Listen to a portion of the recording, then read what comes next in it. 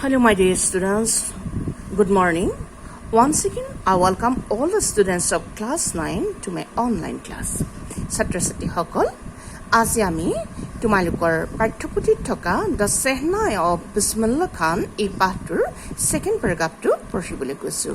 গতিকে তোমালোক সকলোৱে হাতে হাতে কিতাপ পঢ়ি লৈ বহি যোৱা আৰু হাতত মোৰ দৰে এডাল পেঞ্চিল লোৱা, বুকখনত লেচনটো পঢ়োঁতে আৰু লগতে কাষত তোমালোকে কলম আৰু কপি উলিয়াই লোৱা। So at the very beginning, I'm going to read out this paragraph for you. So be attentive while I'm reading this paragraph, okay? So let's start then. The sound of Sahnai began to be considered auspicious, and for this reason, it is still played in temples and is an indispensable component of any North Indian wedding. In the past, the Sahnai was part of the Nawat, or traditional ensemble of 9 instruments found at royal courts. Till recently, it was used only in temples and weddings. The credit for bringing this instrument onto the classical stage goes to Ustad Bismillah Khan. Now we are going to explain this paragraph in detail, and while I'll explain this paragraph for you, I'll read out the unfamiliar words or comparatively with those words which seem to be new for you and tell you the meaning in Assamese. So please write down the words in your notebook and the meanings in Assamese, okay? So the sound of Sahnai began to be considered auspicious. ইয়াত কৈছে যে চেহনাৰ মাতক পবিত্ৰ হিচাপে বা মাংগলিক হিচাপে বিবেচনা কৰা হৈছিল। এই পাৰ্চেণ্টেজটো তোমালোকৰ বাবে এটা ৱৰ্ড আছে অস্পিচিয়াছ। আনাডাৰ ৱৰ্ড, এই ৱৰ্ডটো তোমালোকৰ বাবে ইমান নতুন ৱৰ্ড নহয়, কনচিডাৰ্ড মিনছ বিবেচিত হোৱা, গতিকে মই এইটো ইমান লিখিবলগীয়া ৱৰ্ড বুলি ভবা নাই। আৰু তোমালোকে সকলোৱে মন কৰিবা এটা ইম্পৰ্টেণ্ট কথা, যে তোমালোকৰ টেক্সট বুকৰ কাষত তোমালোকৰ বাবে যিবিলাক নতুন ৱৰ্ড বুলি ভাবিছে, মানে আনফেমিলিয়াৰ ৱৰ্ডছ বুলি ভাবিছে, এই ধুনীয়াকৈ ইয়াত ৰেড ইংকেৰে হাইলাইট কৰি দিয়া আছে with meaning. So' try to understand these meanings. Auspicious means promising to bring good fortune. That means সৌভাগ্য আনিব বুলি প্ৰতিশ্ৰুতি। That it means মাংগলিক বা পবিত্ৰ। So you write the meaning against auspicious, পবিত্ৰ বা মাংগলিক, okay?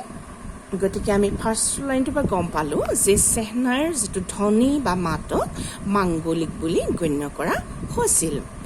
And for this reason, it is still played in temples and is an indispensable component of any North Indian wedding. সেইবাবে চেহনাইক এতিয়াও মঠ মন্দিৰ আৰু নৰ্থ ইণ্ডিয়াৰ ৱেডিংবিলাকত, মানে বিবাহ অনুষ্ঠানবিলাকত এই চেহনাই নামৰ বাদ্যযন্ত্ৰটো এটা অবিচ্ছেদ্য অংগ।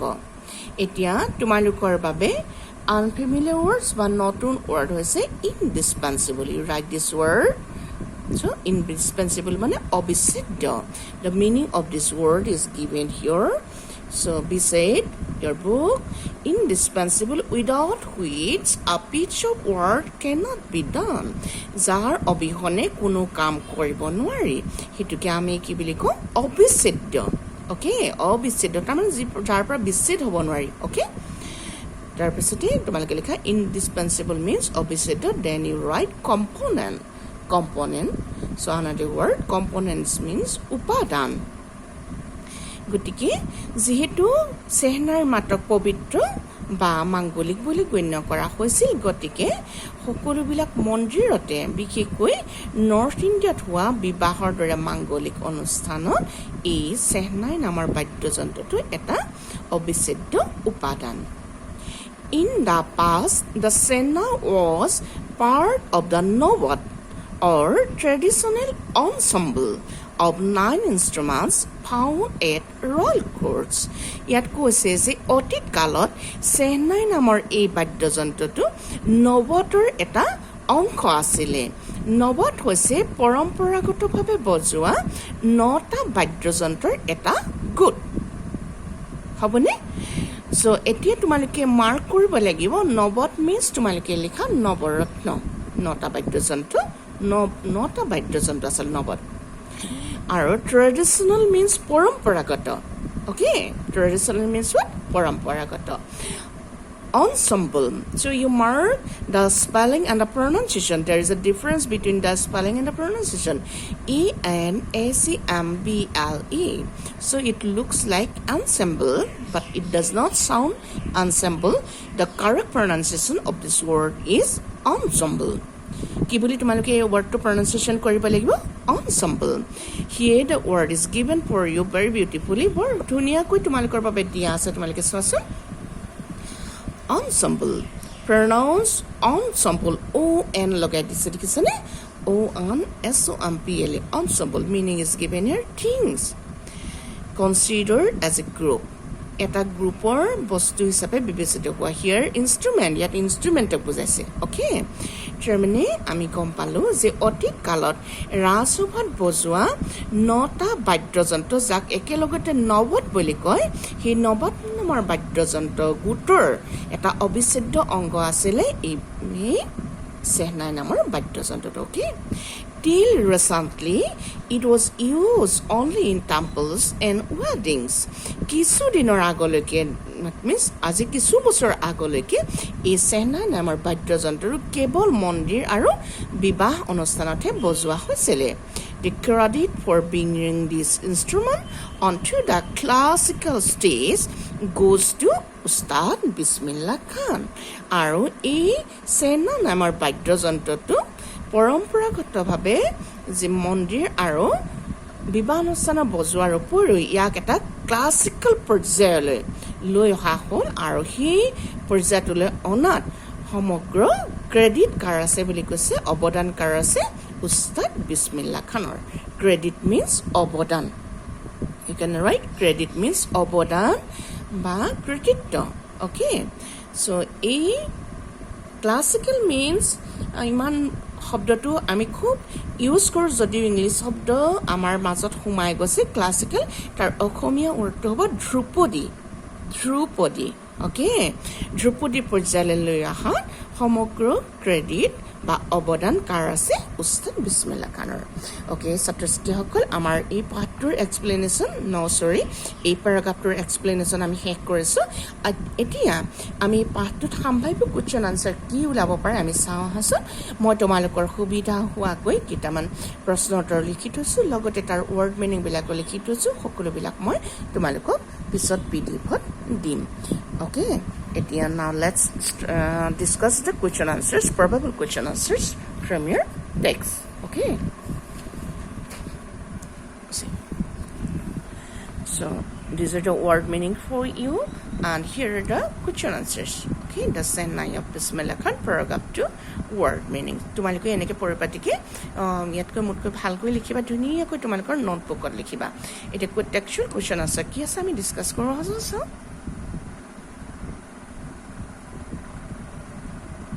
okay textual question answers why is the Senai considered as an indispensable component in temples and in any North Indian wedding প্ৰশ্নটো তোমালোকক কৈছে যে চেন্নাই নামৰ বাদ্যযন্ত্ৰটো কিয় মন্দিৰ আৰু নৰ্থ ইণ্ডিয়ান উত্তৰ ভাৰতৰ বিবাহ অনুষ্ঠানত এটা অবিচ্ছেদ্য অংগ হিচাপে বিবেচনা কৰা হয় the answer is for you তোমালোকৰ বাবে মই উত্তৰটো লিখি থৈছোঁ the sound of Chennai began to be considered auspicious যে চেহনাইৰ মাতক পবিত্ৰ হিচাপে গণ্য কৰা হয় so it became an indispensable component in any temples and in any North Indian wedding সেইবাবে এই বাদ্যযন্ত্ৰটোক নৰ্থ ইণ্ডিয়াৰ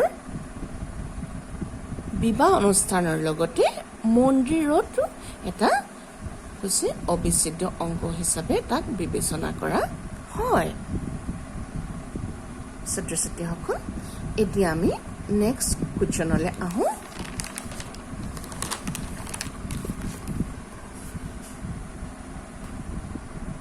Question is for you. Second question. What is Nawat? Nawat ki? Okay. Nawat ki. The Nawat is a traditional ensemble of 9 instruments found at royal courts in the past. Tumalaki likhi lobo para. In the past. Mani likhi lo. Tumalaki pencil likhi so tumalaki likha. Okay. Kikolo Nawat ki?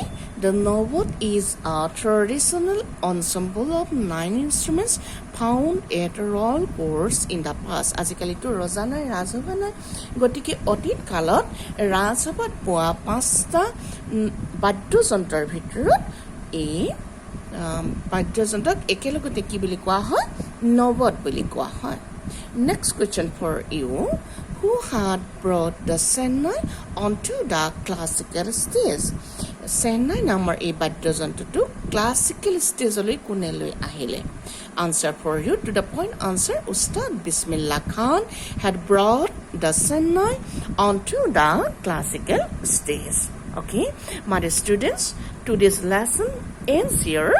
গতিকে তোমালোকে আজিৰ পাঠ আমি ইমানতে সামৰিছো তোমালোকে এই পাঠটো ঘৰত আকৌ পঢ়িবা পেৰাগ্ৰাফটো পঢ়িবা মই ৰিডিং কৰাৰ চাই ৰিডিং কৰিবা ৱৰ্ড মিনিং বিলাক মই অলৰেডি কৈ গলো তথাপিও মই তোমালোকক পিছত দি দিম কুৱেশ্যন আনসাৰ্ছ বিলাক মই যেনেকৈ লিখি দিছো তেনেকৈ তোমালোকে লিখিবা আৰু সুন্দৰকৈ পৰিপাটিকৈ বহিখনত লিখিবা কাট কুট নকৰিবা আৰু তোমালোকে সকলোবিলাক কাৰণে প্ৰিপেয়াৰ হৈ থাকিবা আৰু দ্বিতীয় কথা তোমালোকৰ টেক্সচুৱেল কুৱেশ্যন আনসাৰ বিলাকৰ বেছ কৰি সেবাৰ পৰা ইন্সপেক্টৰ অফিচৰ পৰা ইমান ধুনীয়াকৈ কুৱেশ্যন আনসাৰ বিলাক দিছে মই তোমালোকৰ গ্ৰুপত দিছো কাৰো পৰা মই ৰেছপন্স পোৱা নাই মই হেল্প কৰি দিবলৈ তোমালোকৰ পৰা ৰেছপন্স পোৱা নাই যে তোমালোকে যদি কৰি দেখাল হয় বাইদেউ মই এইখিনি কৰিলো চাই দিয়ক কৈছিলে নাই মই তোমালোকক অন্তত শুদ্ধ কৰি দিব পাৰিলো হেতেন ভুলটো বা ভুল হলেও আমি চেষ্টা কৰিব লাগিব কিন্তু একো চেষ্টা নকৰাটো বৰ দুখনীয় কাম হৈছে গতিকে তোমালোকে সেই পেপাৰখন তোমালোকে পুনৰ কৰিবা আৰু মোক দেখাবা so thank you for today God bless U